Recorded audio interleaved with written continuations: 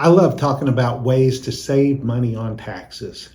And then if you sprinkle in some charitable giving, this is a great plan right here. This is Qualified Charitable Distributions.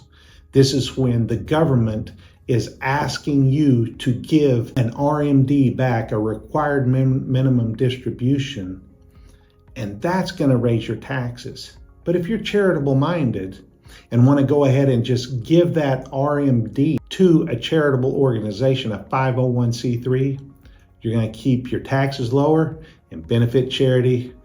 And if you're like most people, you'd rather give the money to charity than to Uncle Sam. Who can use a qualified charitable distribution? Anybody that has an IRA that's over 70 and a half years old. You want to give that QCD after you've turned 6 months after you've turned 70 years old. You want to make sure that that comes from a traditional or an inherited IRA. Keep in mind, this does not work from a 401k or a 401(b). If you rolled those into an IRA, then they would be eligible. How does it work? Well, first of all, you want to let your custodian know what you want to do.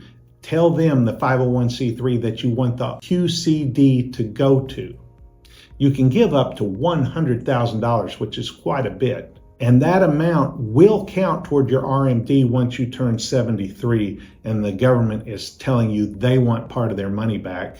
The QCD says, not so fast, Uncle Sam. The good thing about this for you is that's going to reduce your adjusted gross income, which will save on taxes.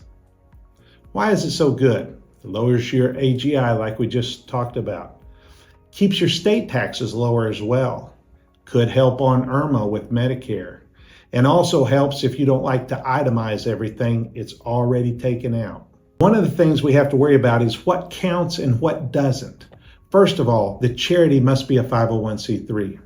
It cannot be your donor advised funds. Oh, I wish it could be, but it's not. So don't contribute the QCD to the DAF. And last, it's going to be a cash gift. You're going to liquidate out of your IRA, turn it in cash, then give it to the charity via the QCD, the Qualified Charitable Distribution. Timing and paperwork is everything.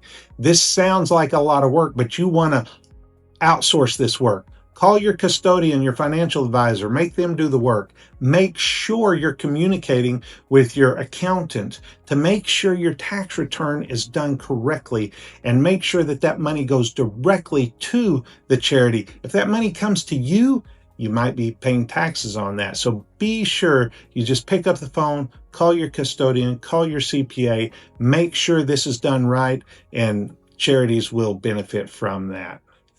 Mistakes, I've already hit on some of them already. Make sure that the distribution goes straight to the charity. Make sure it's a 501c3. Make sure the checks are to the charity, not to you. And be sure that you're coordinating with the accountant and your financial advisor. Really, the next step after that is just deciding how much you want to give.